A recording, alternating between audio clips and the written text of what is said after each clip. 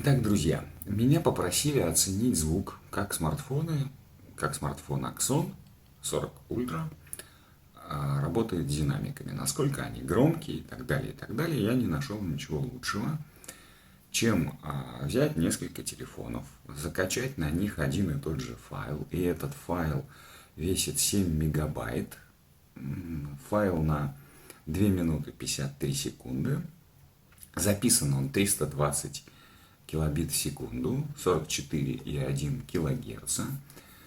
Я не нашел ничего лучше, чем загрузить его на Nubia номер раз, на Axon 40 Ultra номер 2, на Pixel 6 Pro номер 3 и на iPhone 13 Pro Max номер 4.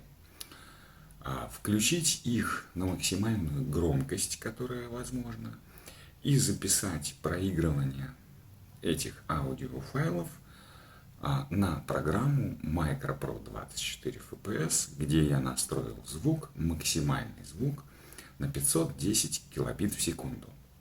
Записав 4 ролика, я представляю вам, как играют эти смартфоны, как они играют через динамики, этот файл при помощи штатных программ, которые установлены там. Понятно, что такой тест не может в принципе отражать то, как звучит смартфон, как он звучит в машине, как он звучит через Bluetooth какую-то колонку, как он звучит в ушах, беспроводных ушах, проводных ушах. Возможно, какие-то программы дополнительные, которые используют дополнительные кодеки, высококачественная музыка. Понятно, нет. Моя задача была маленькая.